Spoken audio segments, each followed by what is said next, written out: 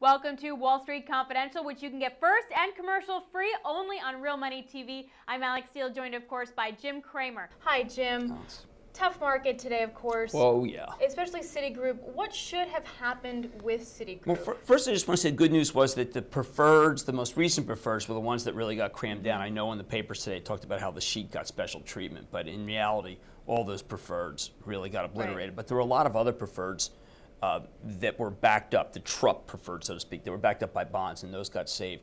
I point that out because preferreds other than the Thornburg mortgage preferred and a couple of others like the Washington Mutual and the Fannie Mae have all been preserved during this period. So don't freak out on preferreds. Do freak out on common. Citigroup, we get conflicting reports, and I'm trying to do some reporting on this to figure out what happened, but the press states that Citigroup came hat in hand to Washington. That may be. I don't know. But what Washington should have said was just go back to New York. We'll forbear. Whatever money you need, we'll give you a note. In return, you give us a note saying that you'll pay us back.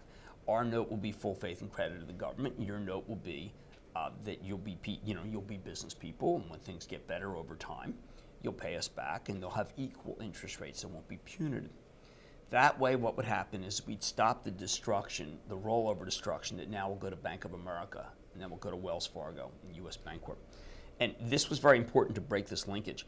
The government instead seems to take its cue from where the stocks are, and the stocks are pushed down viciously by short sellers and the SKF.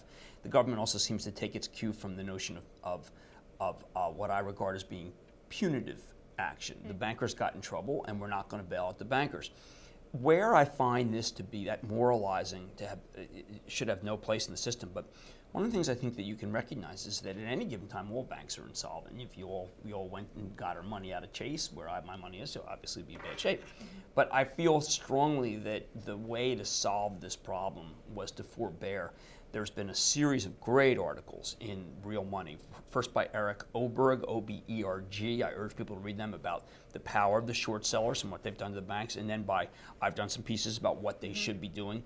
A friend of mine, Bowers Espy, E-S-P-Y, he and some other friends from the old Federal Home Loan Bank Board that devised the strategies that got us out of the savings and loan mess, have proposed a really remarkable plan that has a lot of the things I just talked about. There you can go into the index to the search engine in thestreet.com and see it under ESPY.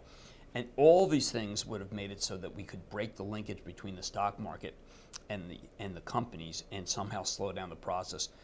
Obama's people have not done that. I believe that Tim Geithner is taking his cue from the reporters who tell him, listen, these stocks are under pressure.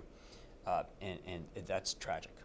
Now, you were saying also then we're going to see this feed obviously into Bank of America, Wells Fargo. Trying to stop it. But how long until we see it go into J.P. Morgan, Goldman? Well, Morgan I mean, Goldman doesn't have a deposit problem. It doesn't have a bad loan mortgage problem. Morgan Stanley, the papers today are filled with how they have an Asian real estate problem. I don't think that's the case. J.P. Morgan has to somehow be protected. I believe it can be as a better balance sheet, but right now everything's under pressure, and it's really important for the president to see that and recognize that perhaps a different plan is necessary. Great, thank you so much, Jim. And you can trade with Cramer every day with his action alerts plus portfolio. Email action@thestreet.com for a free trial now. And always read up on Jim on realmoney.com. Email money@thestreet.com for a special offer now.